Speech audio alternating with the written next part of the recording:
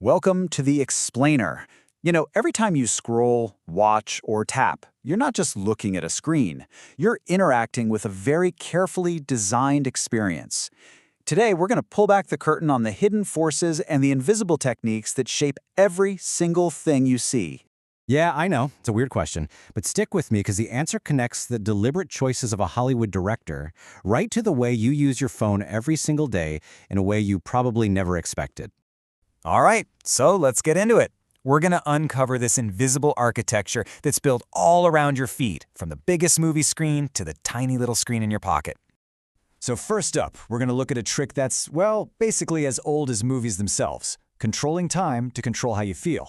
We've all seen it a million times, but how does it actually work its magic on our brains? Okay, so to really get slow motion, you've got to understand the basic building block, right? The frame rate. Just think of it like a flip book. The videos you watch, they're flipping through about 24 to 30 pages or frames every single second. That's what looks smooth to our eyes. So if you want to slow things down, you just need more pages to flip through. Simple as that. In this right here, this quote, it just nails it. This is the whole point of slow motion. It's basically a giant, flashing neon sign that the director is pointing at your brain, screaming, "Hey, pay attention, this part matters." And once you see it, you'll see it everywhere. I mean, think about the movie 300, right? All that epic slow-mo chaos. Or, and this is a classic, Hans Gruber's long, slow fall in Die Hard. So satisfying. In both cases, they're just stretching out a single moment to make sure you feel every last bit of it. And here's the simple math behind the magic. If you shoot way more frames per second, say 240, you're giving editors a ton of stuff to play with. They can literally take one single second of action and stretch it out into this long 8-second emotional moment. It's all just a numbers game. But messing with time is only one part of the equation. If you really want to control the mood, you have to master something even more basic: light.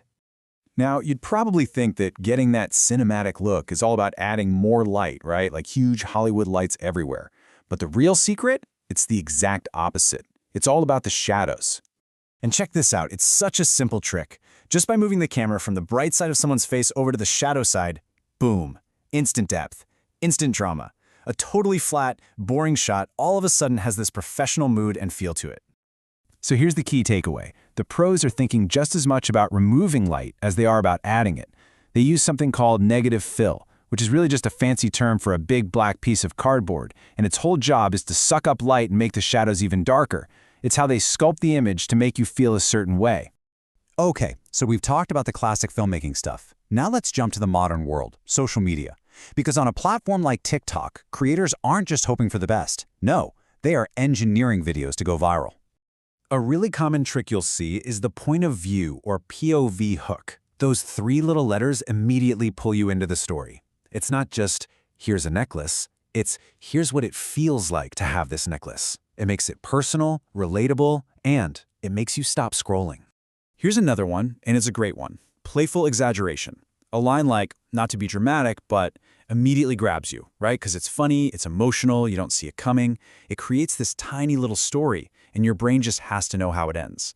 So yeah, some of these hooks are just clever and fun, but some of them are designed to straight up deceive you.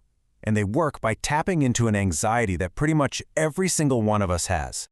I'm sure you've seen this. You're watching a video and suddenly it just freezes, the screen gets dim, and that 20% battery warning pops up.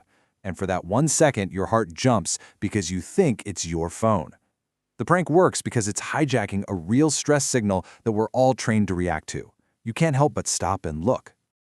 And that brings us to the final piece of the puzzle, the phone itself. Think about it. That prank would be totally useless if our phones hadn't already conditioned us to freak out a little bit about our battery life. 9 out of 10. That's not a typo. A survey actually found that 9 out of 10 people feel what's now called low battery anxiety. It's a real, widespread thing. Yeah, they literally have a name for it. LBA. It's that sinking feeling you get in your stomach the second that little battery icon turns red. And it's a fear that, as we've seen, people can take advantage of. So that low battery prank works because we trust that little percentage number, right? We see 20% and we accept it as fact. But what if I told you that number is kind of lying to you? Somebody actually tested this. They watched a phone's battery drain, and what they found was wild. Going from 100% down to 99 took just 7 minutes. But that very last 1%, from 1 to 0, it lasted for over 30 minutes. 30! So what's going on? Well, your phone is basically lying to you, but it's a white lie. That percentage isn't a perfect measurement, it's more of a guess by the software. And when it gets really low, the phone secretly hits the emergency brake. It goes into a super low power mode, slowing everything down, dimming the screen, just to squeeze out every last bit of power to keep you going. And that's how it all connects. We've gone from a movie director using slow-mo and shadows to make you feel something, to a TikToker using a clever hook to make you stop scrolling, all the way to your own phone telling you a little fib about its battery to change your behavior. None of this is an accident. It's all engineered. So it's definitely something to think about, right? The next time a video gives you goosebumps, or the next time your battery hits that dreaded 1%, now you know there are strings being pulled. The only question left is, who's really in control?